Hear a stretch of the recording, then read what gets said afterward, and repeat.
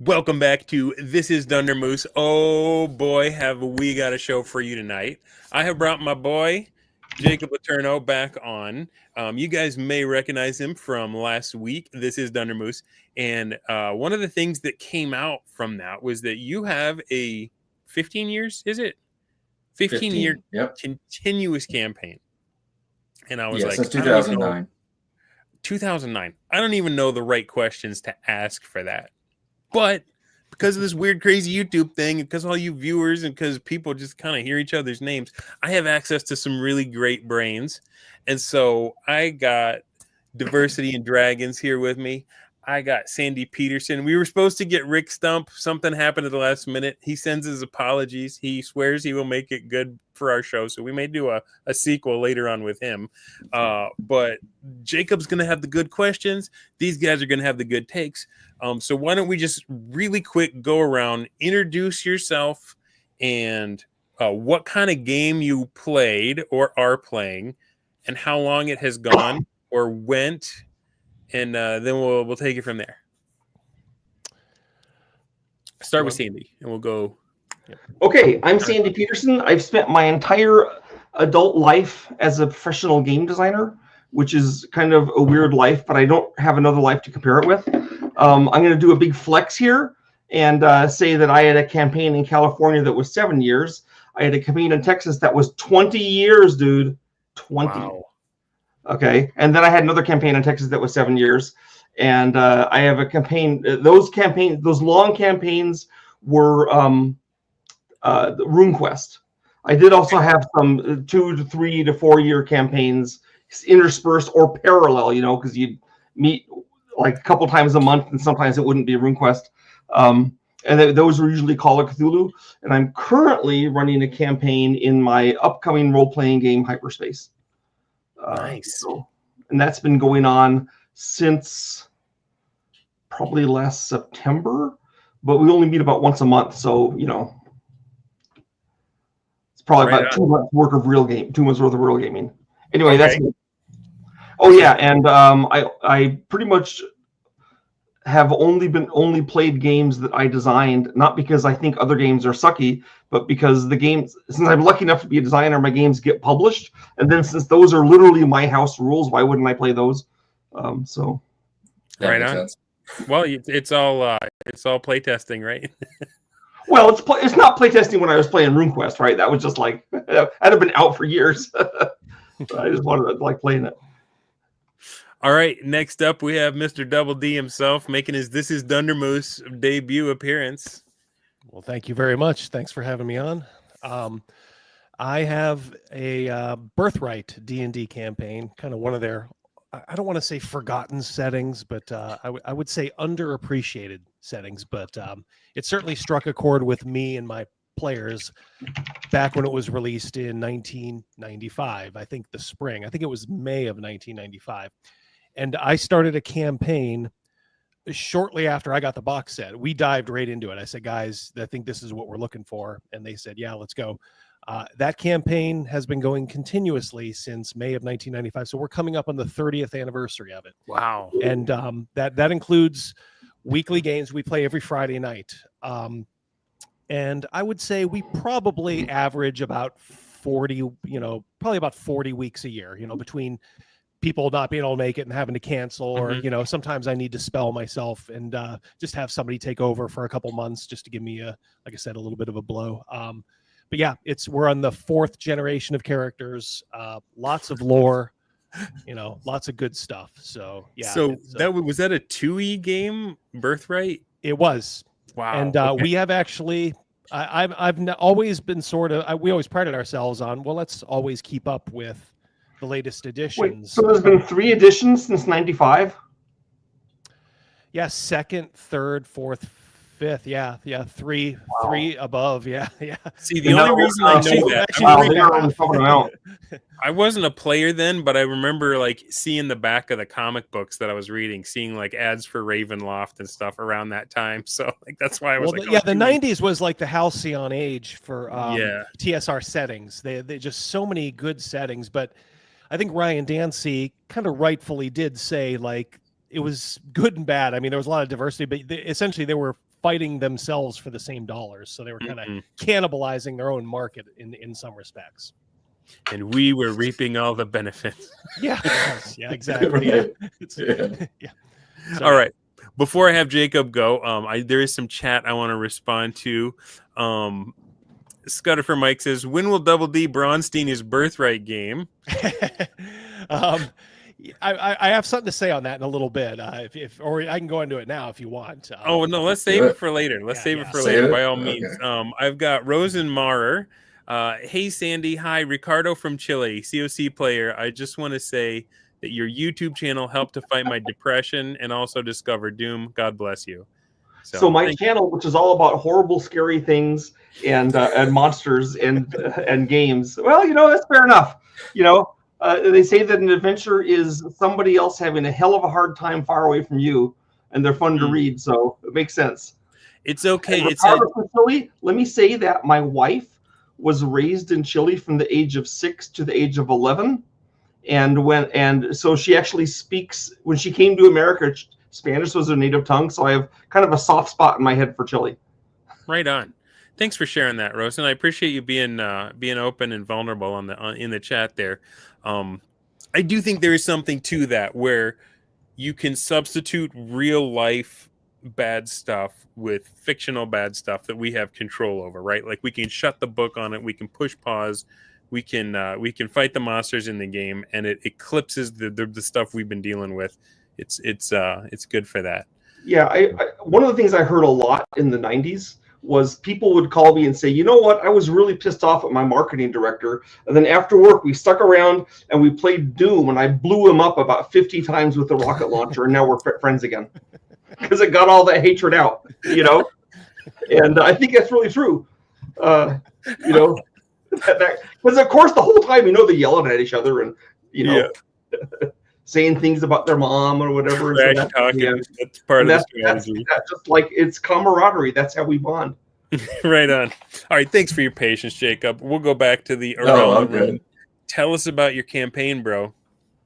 Oh yeah. So the campaign that I'm still running started in 2009, right after I got my driver's license, so I could finally be consistent. I'd had buddies come over and stay in the yard, in the tent, whatever. But now I'm 16, we can actually meet up. But so started that. I had a high school group that went for 2 years in high school. I was running a second group simultaneously, so 2 groups in the same world that conflicted.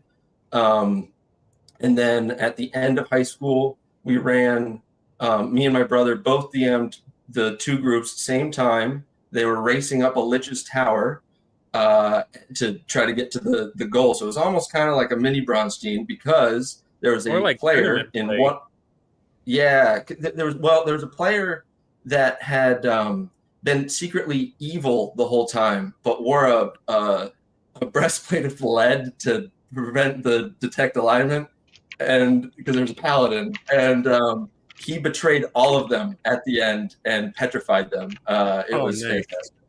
Yeah. So then I went to college and I started a new group in the same world, but I was still running my one of the 2 high school groups every time I went home. So about once a month.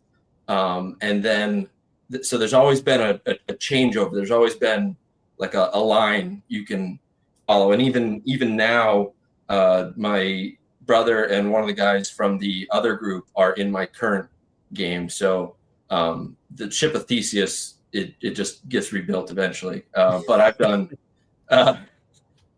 every style of running the game, west marches, the normal 4-person campaign, running 2 groups at the same time, switching off DMs. I've tried just about all of it. So okay. And was that just in for person? funsies? In person or remote now? So it's been in person until last Saturday this past Saturday was the last planned. We're going to do more, but was the last regular in person. Scheduling has become so hard. We are starting to move online, but it's been in person. Yeah. Would you say that's like if somebody was to try and do a long-term campaign, would you say that's the first problem that people are going to hit? Scheduling. Yeah. Yeah, I mean, scheduling's always the issue. I think you can solve it in a couple ways. But the big thing is in having people that you just like and are your friends, so they want to hang out with you anyway. I think that's the easiest way. I mean, yeah, that's what I did. What's the crucial way? That's Right. number. I was making a list of all the like keys to all this, and the first one is friendship. Like I sincerely don't think you could bring off a 15, a 20, a 30-year campaign if you're not sitting around a table with people that you genuinely like. Right. They So it's not- they it's need not to a want to hang out with LFG. you. Yeah. Go ahead. Whether or sorry. not you're playing D&D, it just happens to be D&D that you're doing to hang out. Yes. Yep. One thing we would do in my gaming night is when there was insufficient people for like a critical mass, or someone was more or less required for a particular episode, or we were tired and just didn't want to role play that day, we would play a board game. And then next week go back to role playing. So we that did would the get exact same thing. Yeah. We never got burned out. That was helpful. And that the key is by doing that, you're also establishing we get together this night. You know, it's Yeah. the thing that will kill your campaign is, all right, hey guys, let's take a break. You know, you'll be surprised how we quick. never took a break from gaming. I mean, right? We would take a break from the campaign briefly. I will also say one thing. I actually posted this on X, and it got a lot of support, which is that we have a meal together at the gaming session. So we'll meet earlier in the day, and then we'll order food, or occasionally I or my wife will cook up. Usually we'll order in Chinese or pizza, you know, and then usually some of the guys will pay more than their share. Some will pay less. Sometimes a rich lawyer will pay for the whole thing. You know, and but I'm sure that over the time of the years I've spent more than I've got back. But the thing is that they get together, they get ready for the campaign, they get excited about it. Then the food comes, and we're all talking and getting kind of like the what did you do this week out during the meal, and then we're back into the game, and it's another thing to look forward to. I agree with Sandy. That's one of the things that we've done a lot, not all of the time, but like a good at least 50% of the time, is there's always been lunch or dinner or whatever associated with game night. It does definitely helps. On our last session, one of my players' characters was getting married, and my wife stopped by the grocery store. She had to get other things. She got a little mini wedding cake. That's great. Yeah, she's like, oh, let's have it later. And yeah, sure enough, we did. Yeah, so I agree with that. Yeah, have a little bit of food together before. We don't do that as much now, but we used to back in the day. We would get wings or pizza or something beforehand, and yeah, it's always a good idea. I did have a bit of a bunny trail question for Sandy, because you did mention that you posted the food thing and you got a lot of support. I have noticed, Sandy, that your takes on X can be a little polarizing at times. And if people disagree with you, then a lot of the fans come out and say, don't you know who that is? That's Sandy. So I wanted to give you a chance to address that. You must never disagree with me. That's right. Just because it may even come up tonight, right, on the show. Like, can we, even just for the next 2 hours, is it okay to disagree with Sandy while still respecting your name and legacy? No. I have had so many bad reviews of my games, many of them deserved, though hopefully not all, that I am well inured to disagreements. All I can say is, look, I make games that I want to play, and I run campaigns that I want to play in. I do not delude myself that everyone must want to play this game or play in my campaign. How's that for fairness? Sounds good, man. I just so wanted I think that Birthday for Dragons should play a lot more Call of Cthulhu than he does. I love Call of Cthulhu. Good then. Yeah. I ran a like 8-month Call of Cthulhu. Well, I didn't run it. I was in an 8-month Call of Cthulhu campaign. It was very fun. Well, that's pretty good for Call of Cthulhu. Shadows of Nyarlathotep is one of my favorite. Master of Nyarlathotep by the great Larry Tilio, who later became the head of the Screenwriters Guild. Oh, really? And he wrote mostly for animated cartoons like the real like Ghostbusters, sadly the California Raisins and He-Man, and he's Dude, California Raisins had one of the best Christmas specials ever. Oh, I know. He was a terrific guy, and when they had the screenwriters strike some years ago, it was awesome because Larry could write some more Call of Cthulhu stuff. It's because he didn't have anything to do at work. He is tragically now passed away, and I miss him. So, Sandy, I know you already addressed this, but I did tell my buddy Rump that I was gonna promo this. He loves Age of Empires 2, the Age of Kings, and he wanted to make sure that I got a chance to put that in front of you. So, I actually responded to him. Yeah, I saw that. But I'm very proud of it. Put it up there. I want to keep my word. I'm done interrupting. Okay, I'm sorry. So how about a very short Age 2 story? Okay, very short Age 2 story. Well, it's not that short, but it's a little bit short. But it's awesome. Okay, so I'm doing the expansion for Age 2 of the Conquerors, adding new civs to the game. So to have 4 civs. So I add the Spanish and the Aztecs and the Mayans, kind of to give the Spanish and Aztecs someone to conquer, but the Mayans are cool, and the Huns. So I have these awesome new civilizations. And then 5 weeks before it's due to come out, we get a call from Microsoft, and they say, I got a dog barking here. Let me shut this door. Oh, that's okay. I swear, I'm going to shut up and let you run this show. We get a call from Microsoft for a chat, a speakerphone, and they say, you need to add Koreans to Age of Empires, the Conquerors. And I said, well, the Koreans are, like, much to their credit, they weren't actually hardly ever conquerors. They were happy to sit and be Korean. They had a great military in that, and they fought off invaders, but they weren't really conquerors. And Microsoft said, but StarCraft sold 3 million copies in Korea. So here's my counter argument. See if it works on you guys. I said, there's no Koreans in StarCraft. That's not why it sold. And they said, but it sold 3 million. I said, and then it didn't matter because I added the Koreans and threw them together in 5 weeks.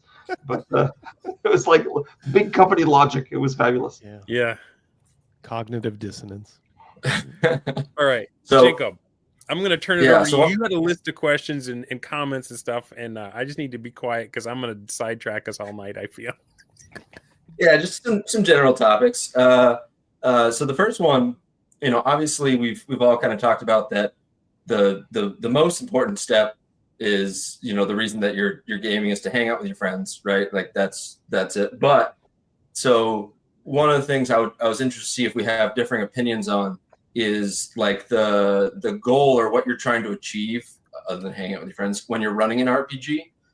So for example, my goal is a lot of what I do, and some of the reasons I always am trying to run like 2 groups is because I'm trying to create a world that feels real, has lots of verisimilitude, but also the players are making. I'm trying to emphasize the players are making actions that have real effects on other real people, meaning that the actions they make will give like real emotive responses, so if someone conquers Derek's city or whatever, then that's real because it's a shared experience that's giving these emotions. So that's kind of the Bronstein-ish idea, playing the different groups of players off each other, like shooing them. But so like it's like McCrease kind of talks about this, where it's like if you need real consequences and stakes, because that evokes emotive responses from the players, and then they feel like that world is real. And so I'm always trying to make it so they feel like they're stepping through the wardrobe into another place where their actions have meaning and consequences. Well, for sure. I mean, that's wordy, but no, I think I see where you're getting at. I think there's 2 parts to that. Yes, they have to make an impression in the world, when they, it's like the butterfly effect. What happens when they do this? Does this affect other things? However, and I will say this, don't ever discount the value of having dependable NPCs are kind of what I call them. And these are NPCs who, unless the characters, interact with in like a meaningful way to change them, they are always sort of like there. I always think of like the sitcoms in like, the 1980s. Cheers, those types of things where you can kind of depend. Oh, there's Norm, he's like this. I think players like to have little things they can hang their hat on in between doing things and going on adventures. Like even it may sound very silly, but you know what? Interacting with the bartender or the waitress at the at the tavern where they hang out. Sometimes it is very nice, I think, for them to just interact in a way that they can rely on. If that makes any sense. Now, if they're also, gonna change those NPCs, well, then obviously they're in charge, so to speak. You have to, of course, let them do that. But yeah, because there's so much, you get into these long-term campaigns, there's so much change, so much going on outside. They need these little islands of dependability. I like that. Like a foundation stone. Yeah. Little things, like I said, they can go to kind of like their own little safe space. And you just hope they don't immediately murder hobo them upon meeting them, right? Yeah. And look, if they do, then there's consequences. Right. That's where the consequences come in. You're like, I worked so hard on that Irish accent.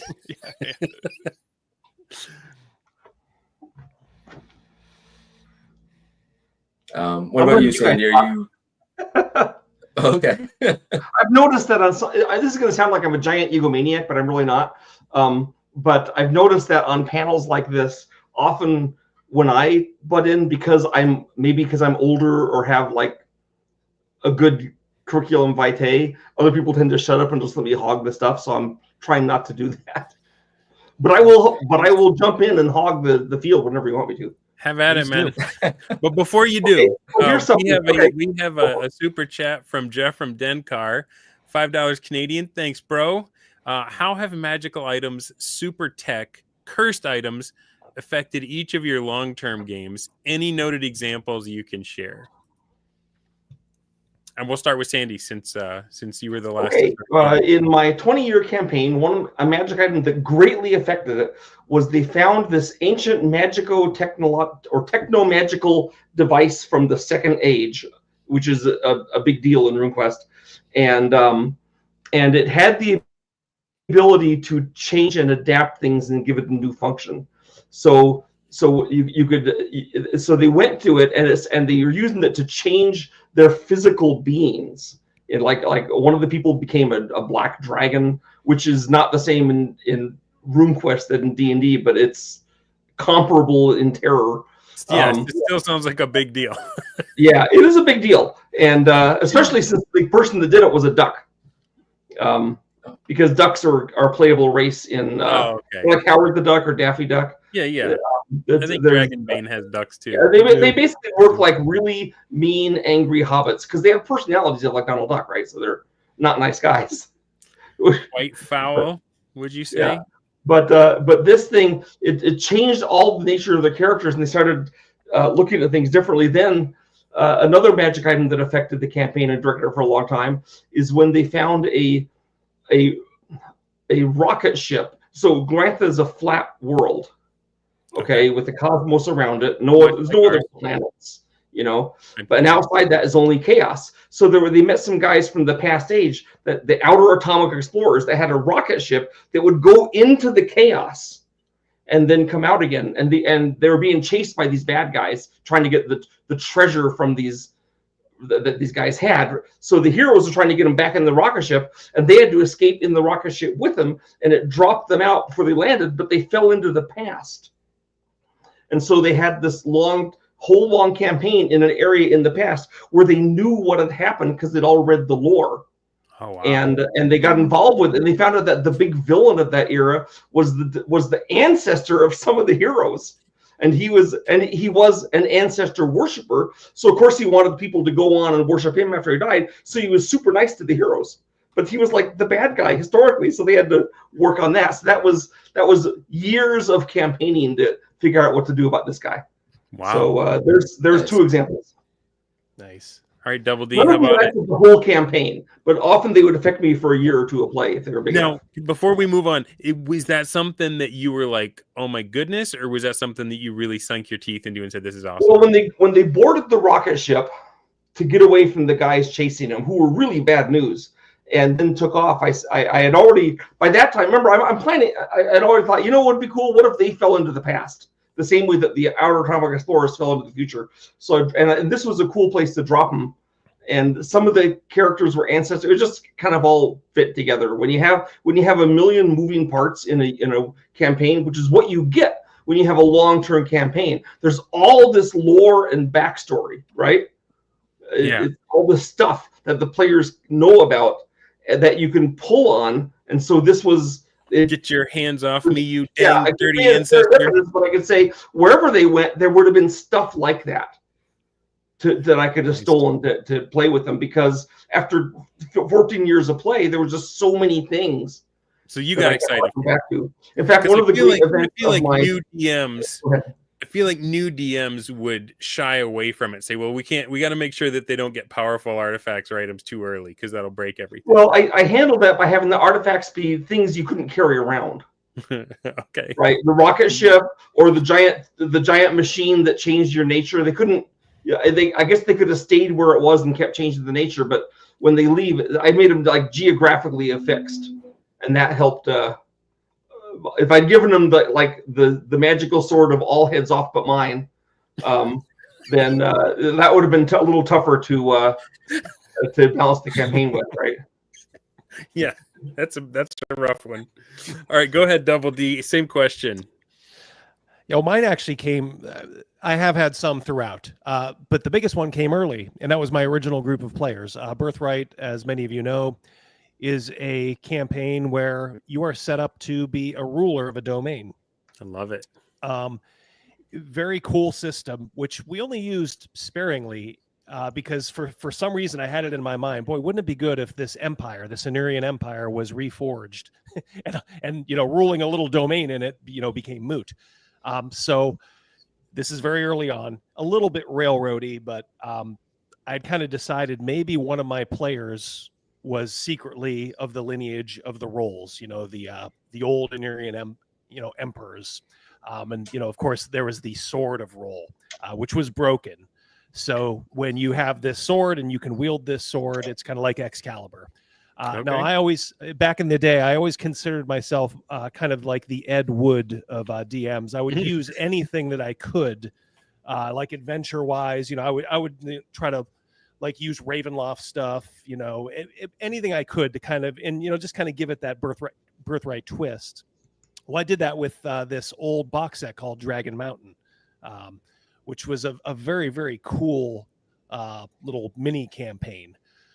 So I used it. There was a dragon, of course, at the end of that. And I guess what they had to do was reforge. They had to figure out a way to reforge this sword with Dragon's Breath, which was the only way it could be reforged, which they ended up doing. My player ended up becoming the new emperor, and then he left the group, and his guy became an NPC. So right on. Sort of all worked out. Yeah. So, again, you said it was a low-level group, but they got something, but you made a twist in it to where it's like they get to have the big important thing, but it's never bothered me, giving them like a powerful stuff, because generally they'll do usually the right thing with it. Maybe not, but that's been my experience. All right, how about it, Jacob?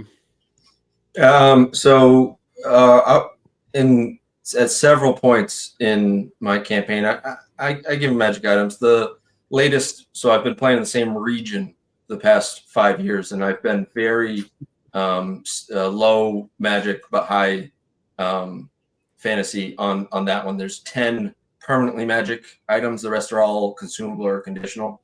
But what that did is that makes it so that they are all like striving to go get those 10 items. They know who has them, where they are. They're wheeling and dealing. They're trying to, if I assassinate this guy, well, how can I? But then they'll know if I take it. So how can I? Okay, but what if I marry off my daughter to them, and then they have a kid, and then complete chaos. Before the current region, because like I said, this current range is a little more low magic.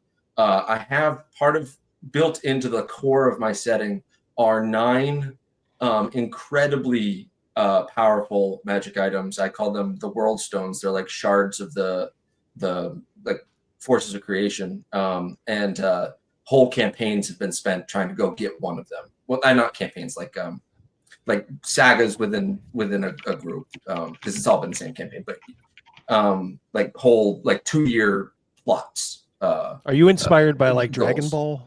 Was that kind of like an inspiration? I am inspired by a lot of anime. Yeah. No, nothing wrong with that. Yeah. Like, yeah. Big borrow and steal, the DM's prerogative. Yeah, right. No, well, I think that's another thing that newer DMs need to just accept is if you want to go for a while, you need to just steal everything. Like, just, I mean, put your own twist on it. Don't It's called resonance. make it a good thing. Yeah. So, yeah, no, man. Yeah, but when you do use big powerful magic items, just make it known that they're important, that they have ramifications. So, For sure. yeah, appendix anime. From appendix anime. All right. So again, I'm on the outside. I'm a complete noob looking in. When I hear you say we spent 2 years on this quest, my question, how as a DM do you keep player interest and enthusiasm in something that takes so long to pay off?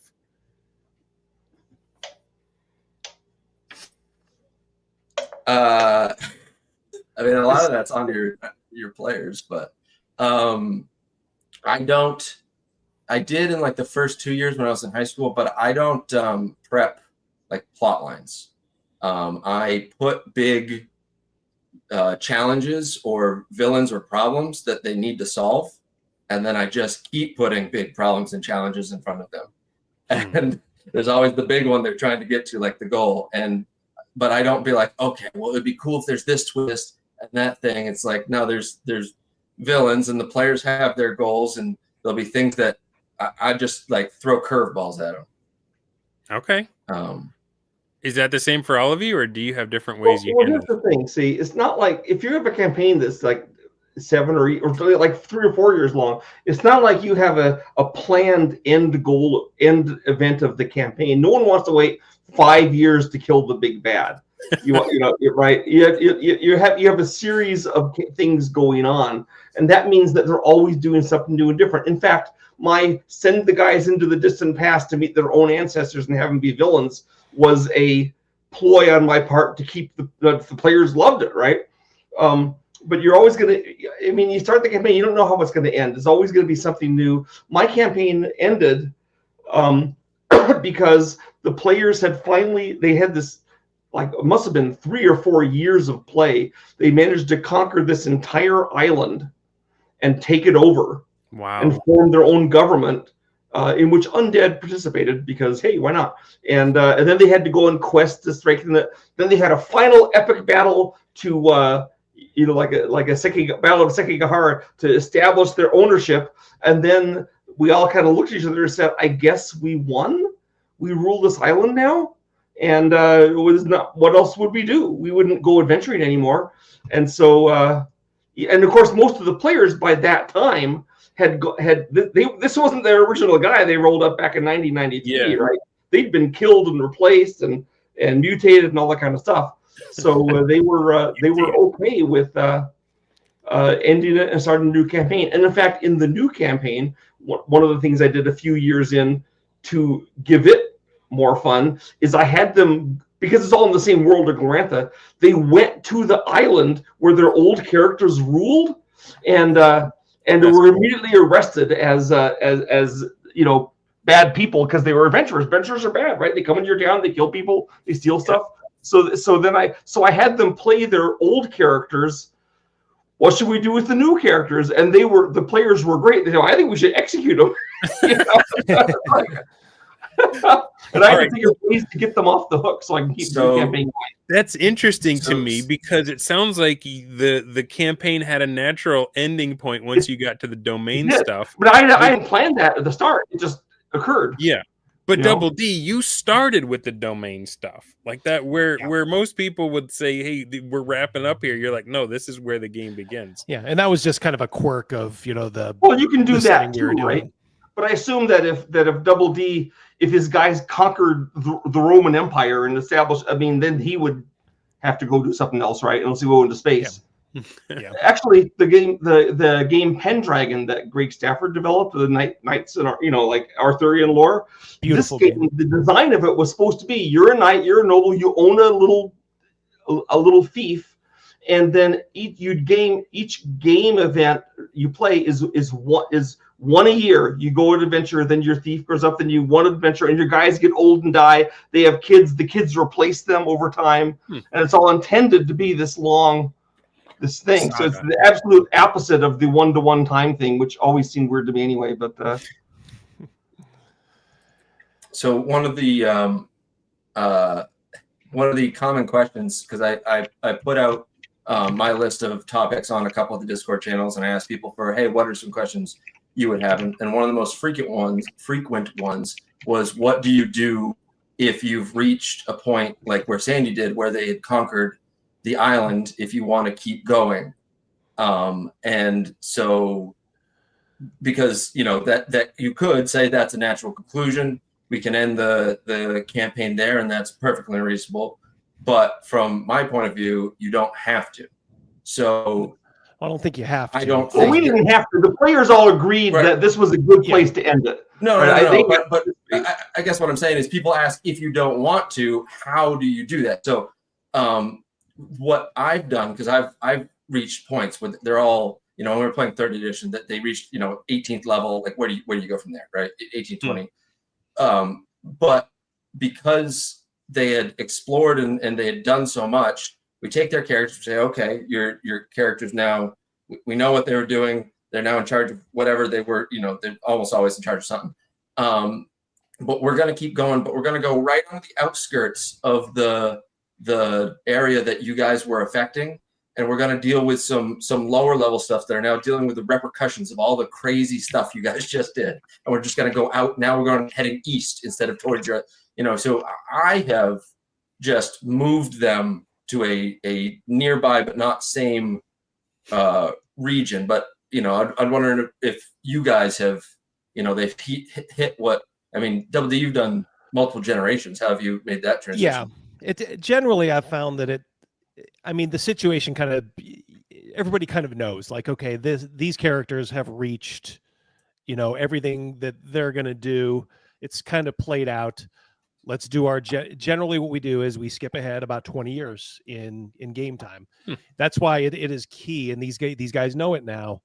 It is key for their characters to have kids, because sometimes they at least want to have the option of playing one of their progeny. Or they'll meet NPCs along the way who may have kids. But I think generally speaking, that's never been a problem with us. Sometimes there have been, campaigns where there's been a natural ending. Like, they fought the big bad. It just kind of worked out like that.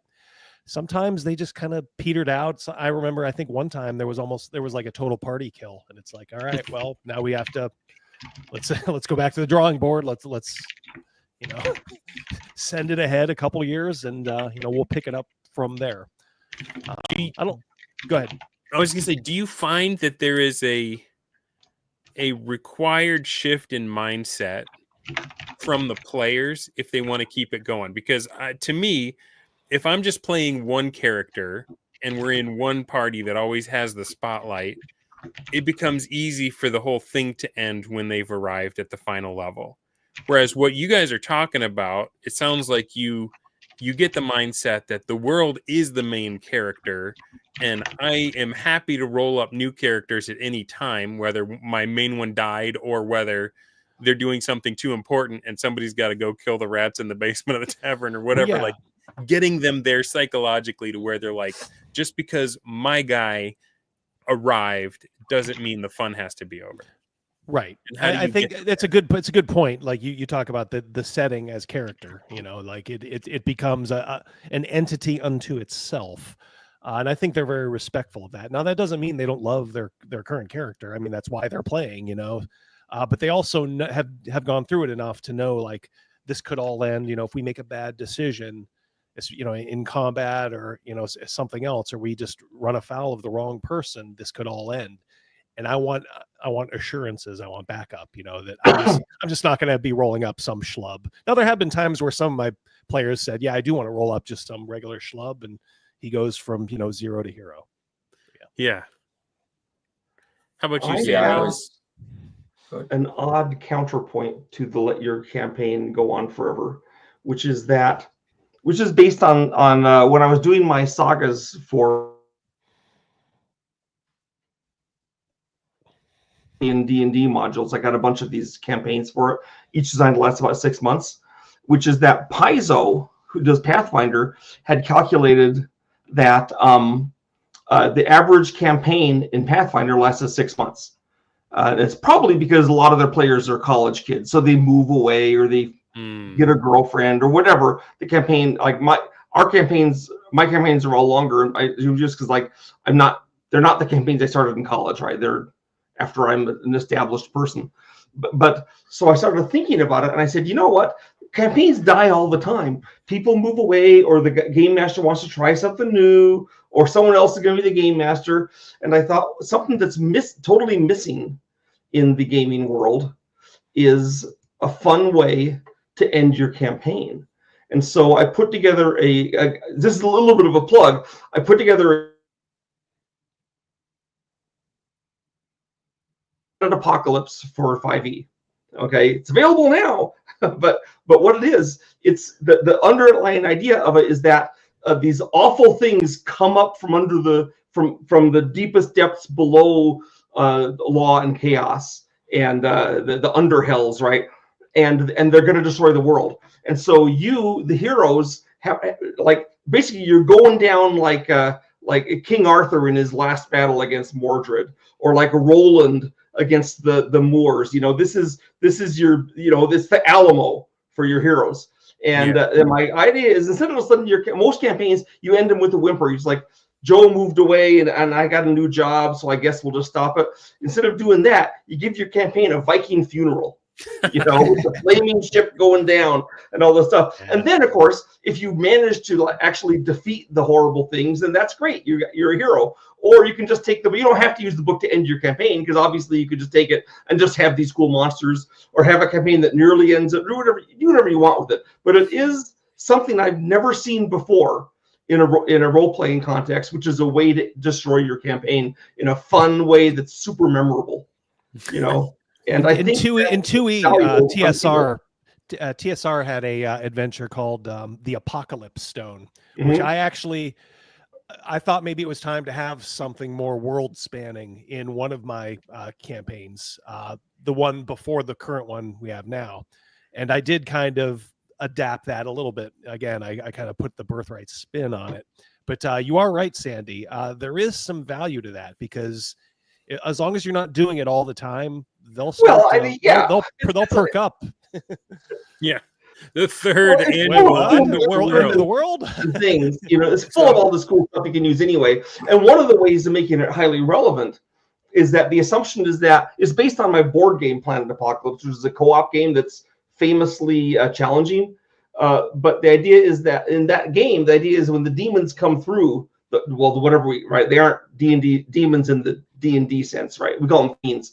They take over the bodies of important humans and flip them inside out and turn into these awful monsters. So all of the kings and the high level wizards and all these guys, they're gone. They're all replaced by these terrible creatures. And so the heroes are the most important guys left to try to save the world. So the focus is totally on you, not on the king sending you on missions or whatever. You got to do your best to save the world, or at least make the fiends sorry they started this. Right on. Yeah. So I think one of the big differences with my campaign, where I don't have to worry as much about it petering off. Now, I have had several not world ending, but completely map changing near apocalyptic events to kind of put crescendos, big moments, as we then use that to switch to a different region or characters or whatever. but because I don't have the same group of guys showing up every week. I have, it's like Rick Stump calls it jazz banding. It's just the guys that can, because there's probably right now in my campaign 21 players. So how do you manage 21 players? Because it's not all at one time at the table. It's there's 21 players in the campaign, but and all in the same region, but 6 will show up for this time, 7 different ones. I never know who is going to be at the next one. It's open world sandbox, all within the same region. More than one party. Maybe one for one group of players and another for other group of players, and they occasionally overlap, or just anyone that wants can show up to any game? Anyone that wants can show up to any game. Their characters, obviously, we know where they are, so beforehand they have to say where we're adventuring out of. But it's incredibly open. It's not quite to what Bradford Walker talks about with the clubhouse, but we're getting there. We're getting close.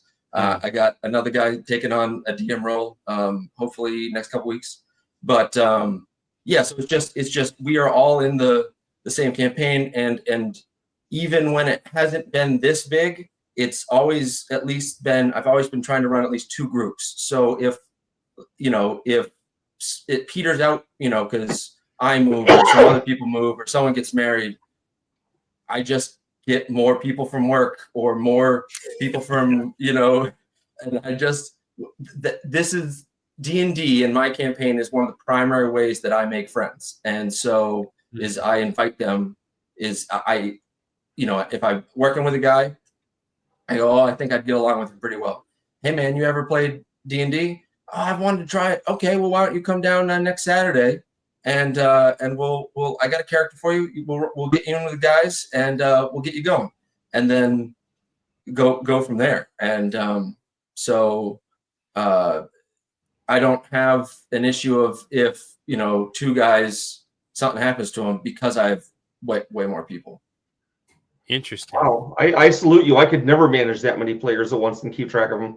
That would be that. I would struggle. Beyond my abilities as a game master. So what techniques do you use then? It seems to me like if you're going to have that many people and you don't know who's going to be there, then you either need to do some kind of BroSR 1-to-1 downtime thing, or West Marches or whatever, where everybody ends in a safe spot. Either you end in town or you end outside the dungeon or whatever, just because otherwise you're going to have to weekend at Bernie's the guy that paused halfway through the dungeon is not here anymore, right? Yeah, so how do you handle week to week time? Week to week. Okay. Yeah. So we could use 1-to-1, but we don't really need to be gritty because I'm only playing once a week. So yeah, I'd like to interject something. Please do. As far as because I've wanted to say this for a little while. It involves the old 1-to-1 time. I am not a fan, I guess the way the BroSR presents it, because I think it kind of leads to competitive like gaming. If I'm picking up the right vibes, I don't think that can last long term. I think you're dealing with human beings, so I think you're going to have some hard feelings. However,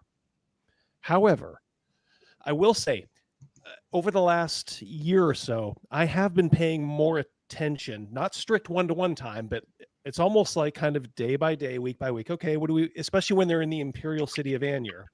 And I have noticed it does sort of develop a different style of play. They start to do things that maybe they wouldn't do before. They interact with people they don't do before. So like I said, I think if the BroSR would just talk about that, just pay more attention to the time, be a little bit stricter. You don't have to go, 1-to-1 or, freeze time when you're in the middle of a dungeon, which I never quite understood. But if you do this, it will improve your game a little bit. And I think it has. Heck yeah. So in the AD&D DMG, with the big all cap sentence that Gary has, in order for a meaningful campaign, strict time keeping must be kept. Gary suggests 1-to-1, but I think the point there is just keeping track of the flow of time in your campaign will lead to better actions by your players. And so I use week to week, because if I'm only playing once a week anyway, what does the 1-to-1 matter? So, but we keep track of the weeks. They do have to end out of town. Otherwise, I'd have like a table will roll. They'll probably die. Something bad will happen. They won't necessarily die, but something bad will happen to them. So I was trying to remember. There was, let's see, keeping track of time, ending in a safe zone, and it's just one of the real big importance is that players need to, and this is hard for some of them, but I put like big hooks and big plot point, like things they could go after, but they need to be able to come up with their own goals in this style where it's not a set reoccurring group of players. So. I'm interested in Double D's experience because you have that. You have the same guys showing up every week, right? Yes. You haven't had to do this Ship of Theseus style, replace a plank every year, and then you got is it the same ship or not? So what affordances do you have because you don't have to account for that, would you say? I mean, there's more predictability, kind of for better or worse. You sort of know how certain people are going to act and react, which is, like I said, good. It can be sort of bad because, like with any group of friends, there's like out of game stuff like, when this person does this, it might annoy this person. So you're always kind of like navigating like those kind of waters, or somebody's in a bad mood and it. But generally speaking, I think it's definitely a boon, because everybody gets it and everybody's now so bought into it that, they do kind of realize they're kind of getting to be part of history. Yeah. So, I think that does count for something. So, Sandy, I have not played RuneQuest.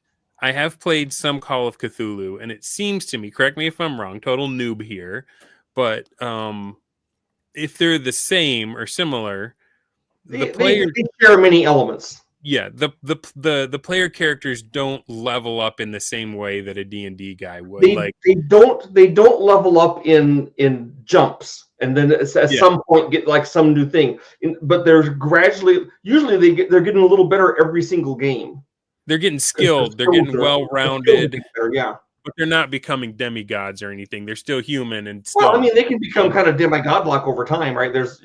But just like in D&D, you do it mostly by amazing artifacts and magic items, not because you're not because you got so many hit points or so many attacks. No, well, hit points don't go up very much in RuneQuest. Yeah.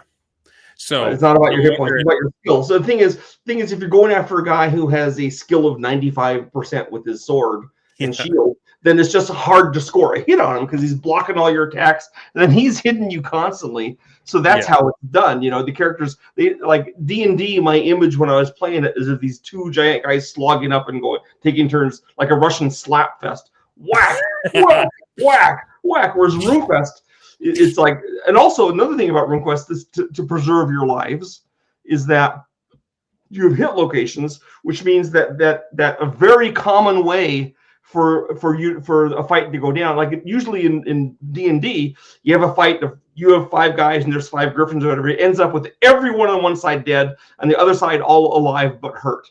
Well, in RuneQuest, the guys be hitting their leg, they'll fall down, they get stabbed in the arm, they might get hit in the head and get knocked out, or in the chest to be coughing up blood. And so the typical fight might end with like the losing side, like 1, maybe 2 guys dead, and the rest are injured and surrendering. And and on the good side, there's guys that are injured. And of course, we have magical healing. It's actually more important in RuneQuest than D&D, but it seems more like a real fight to me. It's one of the reasons I made the switch. Yeah. So the question I have is, and for all 3 of you, but I'll start with Sandy. What impact does the rule set have that you've noticed on your ability to have these decades-long games? Like, does it have an impact? I had a 7-year campaign, then a 20-year campaign, then a 7-year campaign. So obviously, I could do it. You could do it. Yeah. I'm just wondering. I don't think that. I think that an interesting idea for a campaign. I would guess that if I was to take one of your campaign ideas, I could take it over to RuneQuest and use it just fine. And you could probably take my campaign ideas that I had and use them in D&D, just adapt them. So what I hear you saying is that the rule set really doesn't have much of an impact on longevity. You know, I think a campaign is rules agnostic. If it's not rules agnostic, it's because you have some particular aspect of the nitty-gritty of the game in it. And I think in that case, you're kind of losing sort of the point, because you're doing metagaming then. If you're basing it on, well, the evil bad guy is trying to get to level 22 because at that level he gets a 9th level spell and he can do this big thing. Then you're like using stuff that wouldn't be written down in a story. Yeah, telling the tale. No one, like, what level is Gandalf? No one knows because he's not. Yeah, because he's the rules should serve the story, not the world needs to. Yeah, exactly. The rules are there to the rule. Every set of rules is on some level bogus, right? They're all just ways to try to interact with the world and seem realistic to the players. I went to RuneQuest because it seemed more realistic than D&D. But if I was with a bunch of players that had only ever played D&D, I would probably use D&D for, so because that's what they know. It's easier for them to understand it, And if I try to explain, well, in this game, you don't have any, your hit points don't go up. They go, oh my gosh, how will I survive? And I don't want to have to explain that necessarily. So interesting. So I will say it's not really about the DM's mastery of the rule set, but the ability of the players with it. Am I putting words in your mouth there? Well, no. I think the game master knowing the rule set is really important too. But I know RuneQuest really well, and Call of Cthulhu even better. And my last time I played D&D on a regular basis was 1978. So I, not so great at that. Okay. Changed a little bit. But if you want to play like D&D, original D&D, maybe with the AD&D monster manual, I can probably handle that. But so I will say that some rule systems, because my campaign, just like Double D's, has gone through lots of different system changes, and some systems do work better than others. But in the end. Like you can make the transitions to a variety of different. How did going through the different edition changes work for you? It's some were better than others. Like going from 2nd to 3rd. Just because there was so much juice behind 3rd edition. 2nd edition just wasn't a really well thought of edition. So it was kind of on some pretty tired legs. So there was this kind of jolt of electricity. But 3rd edition, as we all know, kind of brought in that sort of it tipped the balance to the players instead of, more in the DM's column. So it did kind of start on, even though we had a good time with it, it did kind of start that whole thing.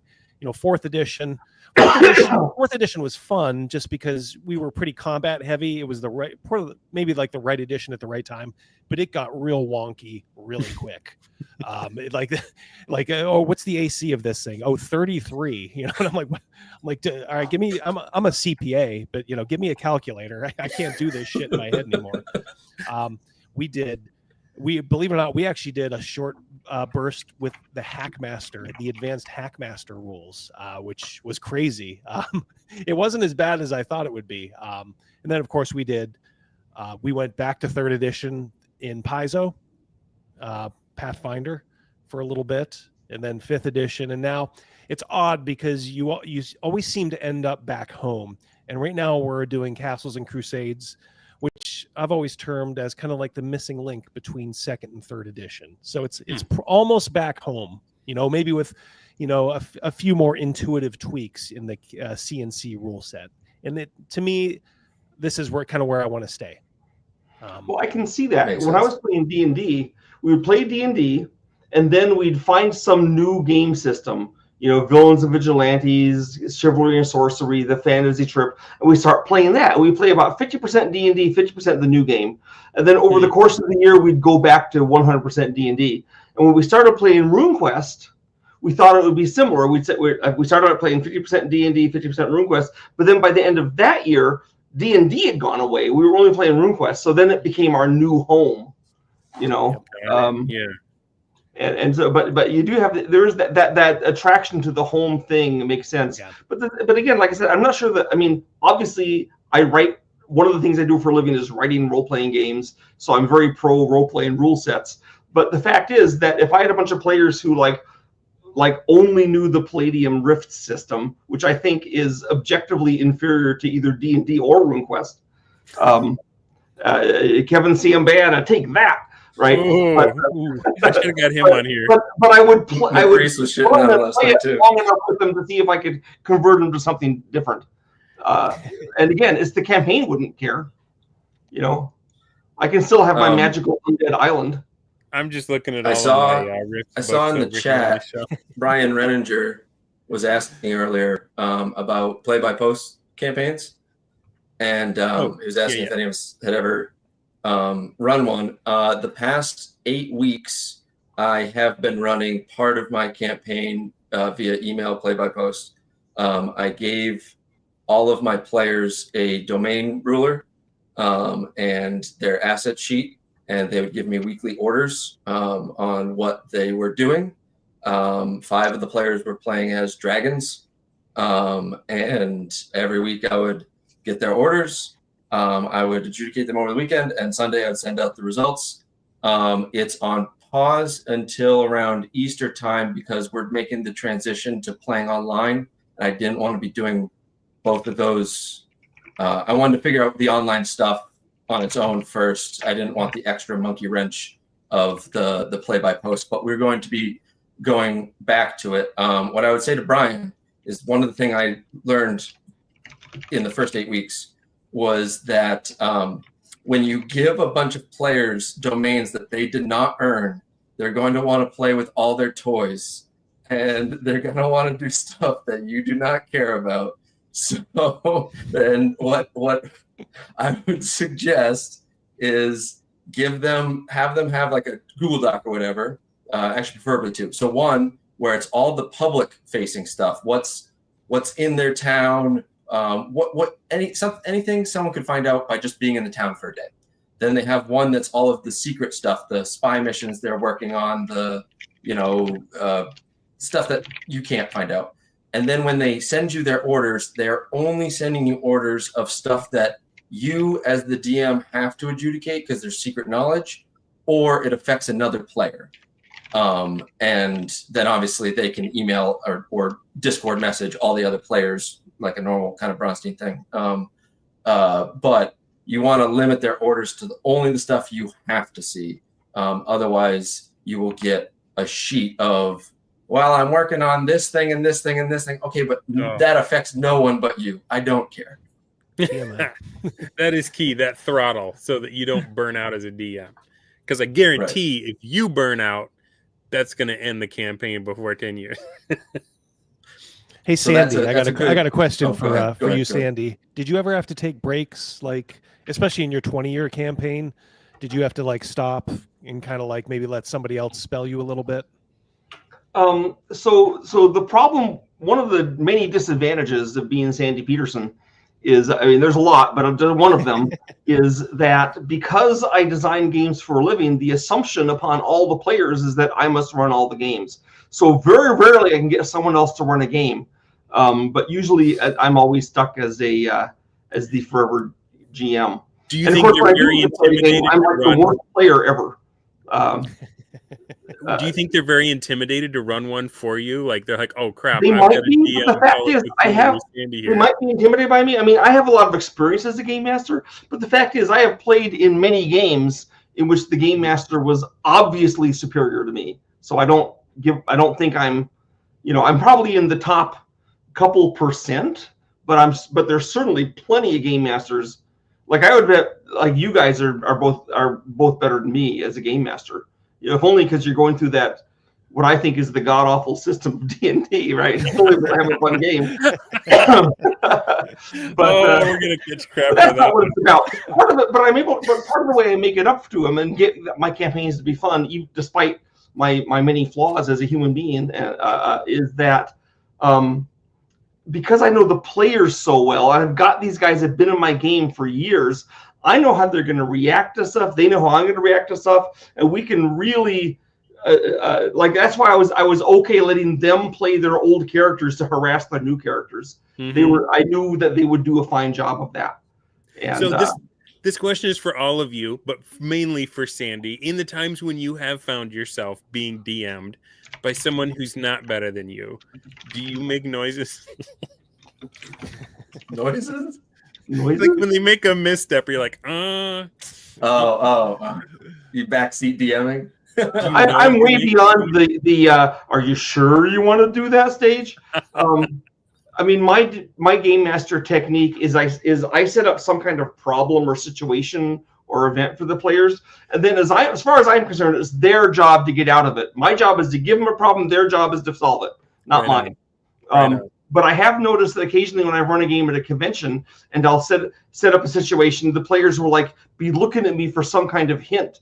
Like I think that some players are just used to being led by the nose. oh, I hate that. And they want me to tell them what to do. So they say, what should I do? And I'll say, well, I mean, I'm not there. I'm not in the game. I'm the game master. I'm the world. So they, we'll ask this guy, what does he say we should do?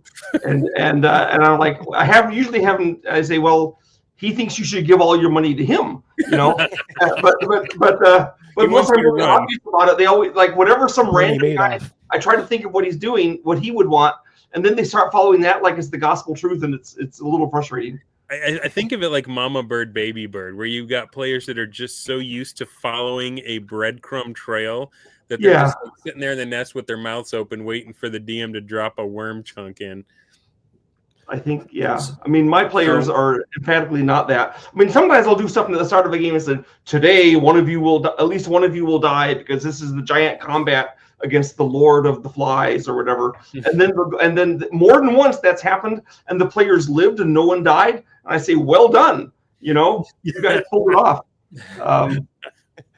One of the things that you had just talked about was if I burn out, the campaign ends. Well, I think one of the important factors for that newer DMs might have a problem with is prep control. So how much time you're spending prepping, what you're prepping. Me, I'm at the point where because my region's so fleshed out, I do almost no prep, also because I don't know who's going to be at the table. But if I do any prep, it's setting or world prep. So I have, like Rick Stump kind of has, is I got notebooks full of just like, over here there's this thing. This guy's got this plot. So when they adventure around, they encounter stuff.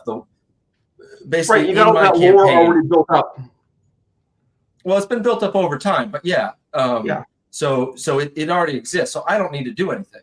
They show up for the table. I ask them where they want to go. There's going to be something they're going to bump into. But how much of that can you keep in working memory when you're dealing with 15 years of backstory? Like I'm interested in how each of you have dealt with that. I can answer that. As time goes on, it's harder. It's harder to do, and I'm especially lately within the last several years. I am doing a lot more like low prep, no prep, like I feel my skill, I can do that and I've done okay with it. The downside of that is I ad lib something like that. I can't take the time to write it down. Yeah. So it is very important. You have players who keep good notes, and thank God my wife is one of my players. She keeps great notes. My co-host on Wednesdays, Rogan, he remembers stuff that I have completely forgotten. Like he has for like D&D has almost a photographic memory. He's like, do you remember when you did the, and I'll be like, I'm honest, I have no memory of that. And I'm like, I'm trying to think, and I'm like, I really do have no memory of that at all, but he remembers every little detail. So it's kind of nice to kind of be backed up by that. But unless you like take notes, like almost like shorthand notes as you're doing stuff, as you get older, it gets a little bit harder to remember that stuff. Mm-hmm. Like I remember long-term stuff, like big events, that's fine. But man. Oof, yeah. What was the name of that guy over there? Yeah. I try to keep track of the NPCs. I do try to keep track of, you met this person, this is who they are. So yeah, go ahead, Sandy. Sorry. I have one of the things that a couple times this has happened, not often, but the players will, because of the freedom I give my players, they'll do something that just flabbergasts me. I'm just not prepared for. And when they do this, I actually will fess up. I'll say, dudes, I wasn't ready for this. So if it's early in the evening, I'll say, or I say, hey, we're we're gonna stop the game now, and we'll play a board game or watch a movie or something together, and I'll get something ready for next week to adapt with this. Or if it's really early, I'll say, hey, let's get dinner, and I'll try to think about what we're gonna do over dinner. We'll see if I got it figured out by the end. But I'll just totally fess up and say, you guys have bamboozled me, and I'm. I've done that once or twice too. I'll say, you guys, please go upstairs. I need a half hour. I need a half hour to figure this out. And that, to me, that's good. That's fine. That shows you're not just kind of railroading them through something, and like you're trying to recalculate something that totally threw you for a loop. And to help all my players like board games, and all my players like the kind of movies that we watch. So we'll get together and do that. So, something I wanted to mention. So I got to get my plug in. Before you do, can I just say, this is a friendly channel to that. Any of the things you plug, put them in the chat and make sure that my audience can see the links to them and stuff like that. So go ahead, Sandy. Well, this is more than just a plug. It's also advice. So I have a Patreon. Hey, I didn't post it. If it's a link, he might not be able to. If it's a link, you might have to do it. Drop it. Go to the private chat, drop it in, and I'll throw it in there. I'll throw it in the main comments. Sorry about that. I don't know how StreamYard works. You'd think I'd know by now. Okay, that's okay. So here's the thing about the Patreon. So I put essays and things in it. So recently, this week, I put an essay in for the Patreon people called "How to Design a Call of Cthulhu Campaign." And one of the bits, I'm going to give one of the bits of advice I have from that, which I think is really helpful, which is that the way I do, so I don't have all the NPCs planned out in my campaigns. Who does? Maybe you guys do, not me. So the way I do NPCs, especially if it's Call of Cthulhu, where you're in a city full of people, and there could be anyone. And what I do is, when someone's going somewhere, if they're talking to someone for a while, and he seems to be developing, he seems to need to have a personality.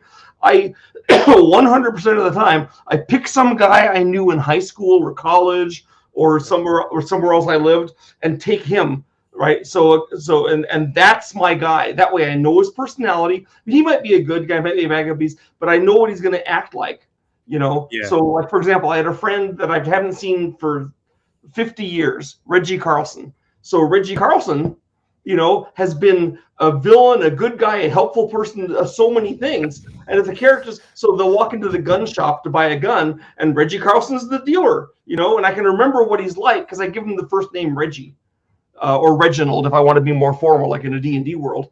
And then I know what this guy's going to be all about. And then if the players, they don't talk with him long enough to get an personality, and they go out and they're later talking to some homeless bum, maybe he's going to be Reggie if they didn't get that first one. Otherwise, he might be my other friend, Gaylord, which was not a great name to have if you were 11, which he was. But that was his name. So I can pick these people out. I can pick some guy that was a bully for the mean cop that beats up the players, and just having. And so because I've known lots of people, I have all these ready-made personalities for my NPCs to become beloved of the players or hated. Either way, you can do this. You can do the same thing with like actors or with actors. I've done it with players sitting at my table and they didn't realize it was them. The ultimate. That's awesome. Actors is really good too, because then they can instantly picture what they look like. It's easy to he looks like Steve Buscemi. But he's the oily guy from Saving Private Ryan. You just have to note it next to the name. This guy is, like you said, Steve Buscemi in Fargo or something. Or, Just write one thing. Write his name. Hello, fellow kids. Yes. Hello, my fellow teenagers. One thing Double D brought up that I find has had a lot of positive impact on my campaign over this past 5-year stint is I instituted roles like the shot caller, the quartermaster, the group roller, and the note taker, right? So I have at the beginning of the session be like, okay, who's doing this, and then that way there's direction, and you got the note taker that you need for when you go, hey Andy, what happened over here last time? Oh, here's my notes. Yep. And the group gets they feel more organized and professional, and it almost kind of creates a little bit more. It's helpful. It's just so Right on. Absolutely. Okay, so I know that Jacob, you had a list, and I know Double D, you had a list. I'm wondering how far are we along? Like how many lines have you ticked off of the topics that we need to cover before we're done here? Well, I mean, I'll go for mine. A couple. I will say this: if you're, I think I even said this in one of my recent videos. If you're trying to run a 30-year campaign, or 20-year campaign, or 15-year, don't try. Okay, because you'll kind of set yourself up for failure if that's always in the back of your mind. So it's always just like the great John Madden said, don't worry about the horse being blind, just load the wagon. Just keep going. Like, all right, what are we doing this week? But as I said, we mentioned it earlier, the key is you always get together. Like we do the same thing that Sandy says, like, oh, we can't get together. Anybody want to come over and just watch a movie? Who wants to come over and just play a little Cthulhu Wars or something like that? A board game. You as the DM, you have to view yourself kind of as like Frodo in Lord of the Rings. I know some of the bros don't like Lord of the Rings, but you have to see it through, because if you don't, nobody else will. And you have to like drag your ass. If you've had a bad day at work, a bad day at home, you have to suck it up and be like, okay, for 4 or 5 hours, I'm on. And I will do this, and I will see it through, because if you don't, it'll start to fall apart. I guarantee it. Don't take long breaks. Don't say, hey, we're going to take the month of, July off. And, then, because trust me, people will find things to do on game night. And then their spouses get involved, and then you're done. Once the spouses get involved and they're like, hey, I kind of like you being home on game night now, it's done. Yeah, I've lost the regular game night and had to rebuild it, and you do not want to do that if you can avoid it at all costs. And the other thing, just as Double D was saying, there's only one person that needs to be consistent throughout every single session. It's you. So Absolutely. All right. Yeah, this is good stuff. This is actionable content, guys. If you're watching this and you are at all benefiting from the things that these geniuses are sharing with you, please give them some approval and hit that thumbs up button and say, yes, this is working for me. Okay, what else is on the list that we have not touched yet?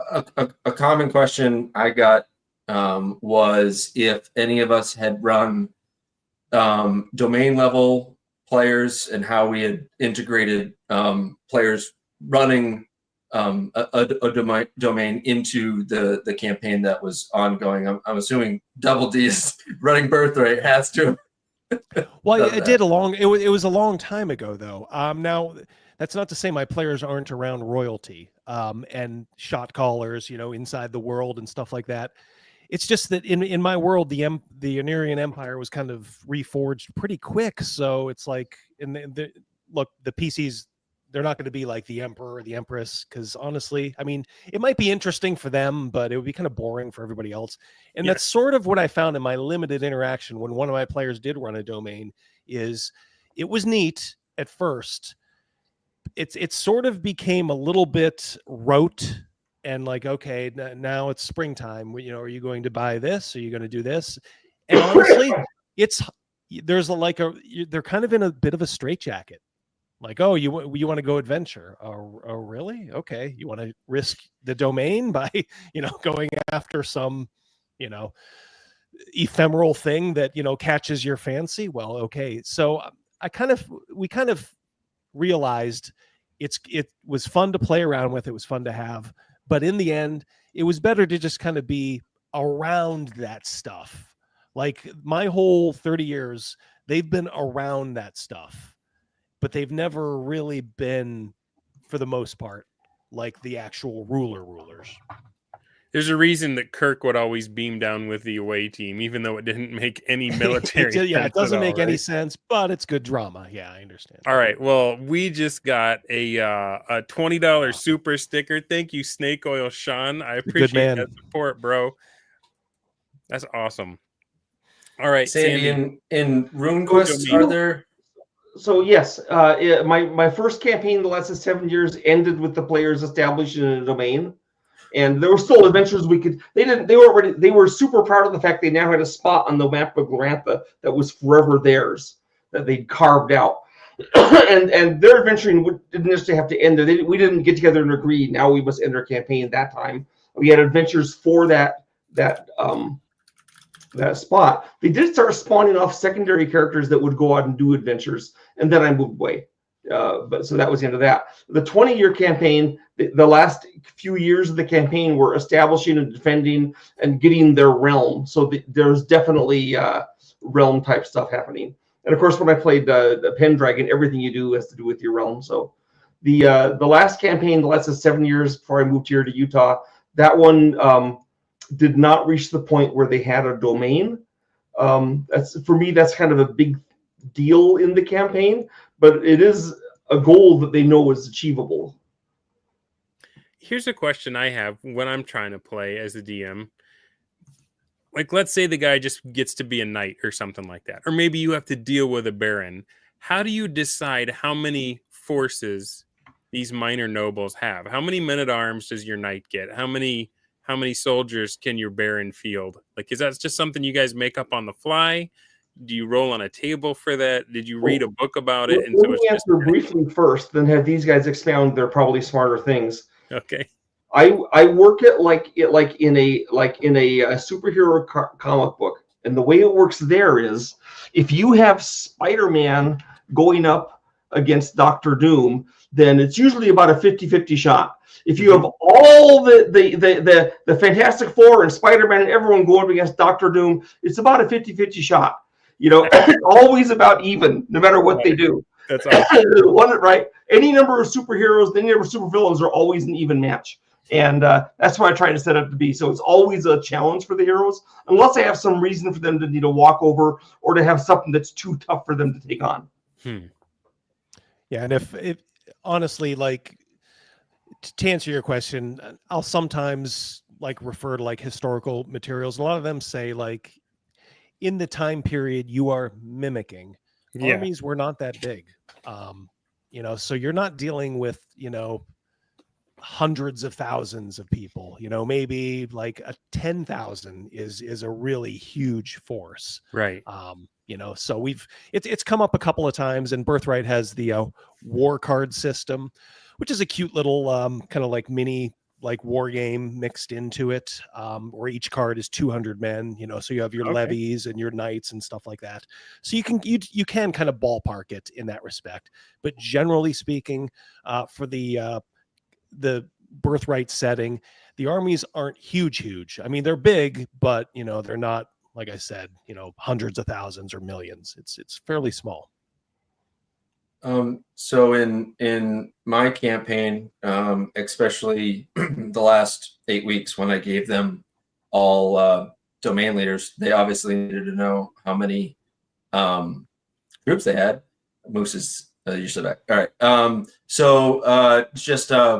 I have a rough population number for each of the towns. And if I don't have an exact number, I mean, you can guess me how large do you want this town in comparison to the other ones? So I have a rough family estimate, and then the standing army is just 1/10 of the population. Okay. I do think reading is prep. I see Jacob's got a lot of prep behind him.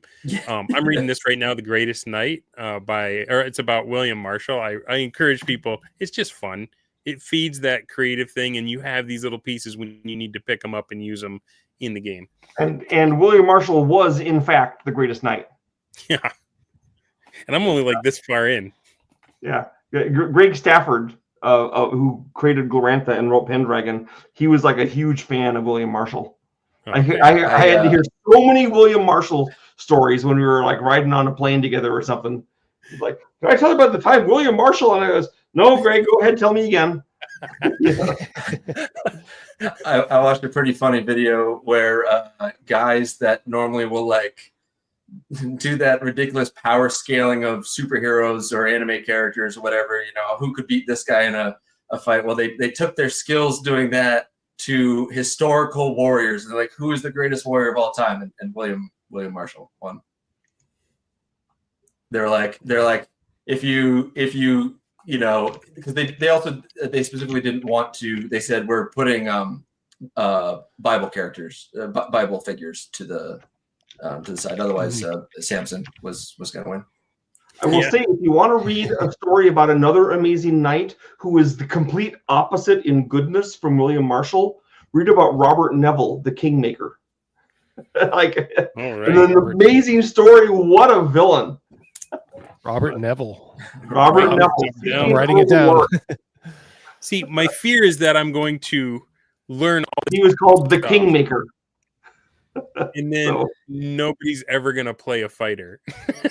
You're going to fill my head with all this knightly stuff, and everyone's going to be like, I'm a thief. Yeah, I'm a wizard.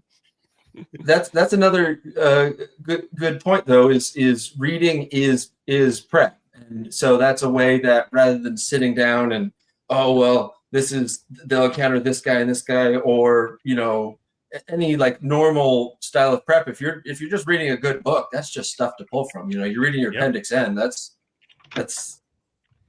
stuff you have. They come across a character. They're walking through a town and they're like, oh, I want to check out the back alley. And you're like, okay, well, what would they find in the back alley? And then you're like, burn which burn. All right, you encounter this old puppet shop, and there's this madam. Oh, come in. You got it. So here's the thing: people don't read anymore. So you do your anime thing, man, and you got caught immediately. Double D knew right where you were going with Dragon Ball Z. You do something from a book, and they will not see it coming. You only steal from the best, right? That's all right. Yeah, I tell you what.